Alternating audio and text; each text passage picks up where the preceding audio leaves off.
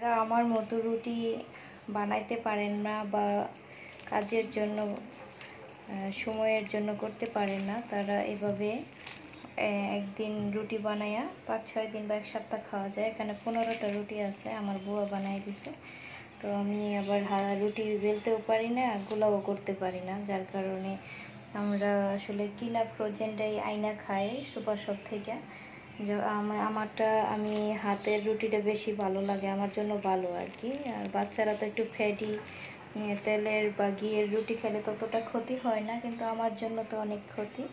তার কারণে আমি বুয়াকে দিয়ে একদিন বানাই নেই, 1 সপ্তাহ চলে যায়, 1 সপ্তাহ বেশি যায়। একটা করে রুটি বা 2টা করে রুটি খাইলে।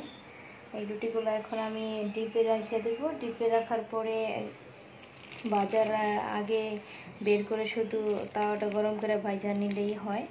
একদম স্বাদটা ঠিক সেমই থাকে এবং আপনার রুটিগুলোও ভালো থাকে। এটা হচ্ছে প্রতিদিন যারা বানাতে পারে না বা প্রতিদিন যারা রুটি হাতের রুটিটা খেতে চান, তারা একদিন এরকম বানায় ডিপে রেখে দিলে, এরকম পলি দিয়ে রাখছি কিন্তু আমি একটার পর একটা, এই যে পলি দিয়ে, যাতে রুটির সাথে রুটিটা লাইগা না যায়, ময়দার রুটি এটা।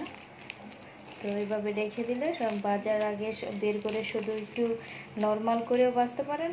যদি ফ্রিজের থেকে নামায় সাথে সাথে ভাজেন, তাহলে একটু তাওয়াটা একদম লো হিটে দিয়ে ভাজতে হবে। আর যদি কিছুক্ষণ বের করে নর্মাল করে ভাজেন, তাহলে একদম নর্মাল না করাই বেটার, কারণ লাইগা যাওয়ার সম্ভাবনা থাকে। তেল কম দিছি, তেল কম দিতে বলছি, লবণ আর তেল অল্প অল্প দিয়ে তারপরে এই করছি। আর তেল বেশি দিয়ে রাখলে লেগে যাওয়ার কোনো সম্ভাবনাই নাই, কিছুক্ষণ নর্মাল করেও বাঁচতে পারবেন।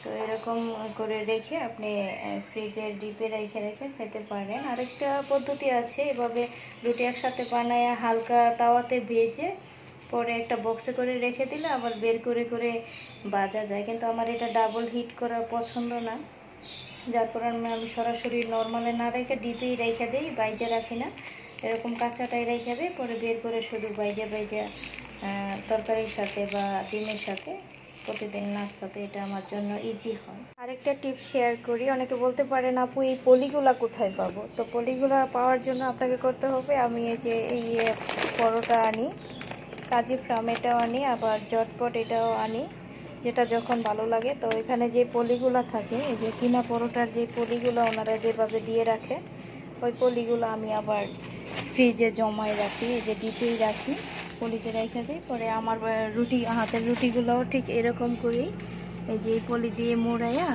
এরকম করে ডিপে রেখে দিই। তো ডিপে রাখার পরে একদম শক্ত হয়ে যায়। এই যে কিনা রুটিটা যেমন অনেক শক্ত, এরকম করে সোজাও রাখা যাচ্ছে, ঠিক এরকমই বানানো রুটিগুলো এরকম শক্ত হয়ে যাবে।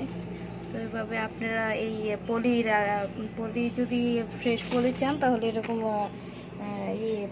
প্লেন পরোটা বা যেটাই আনেন ফ্যাট পরোটা, ওইটা আইনা এই পলিগুলা সংরক্ষণ করে রেখে এরকম করে আপনারাও আবার বানানো রুটিগুলা, বাসায় বানানো রুটিগুলা এই পলিতে রাখতে পারেন।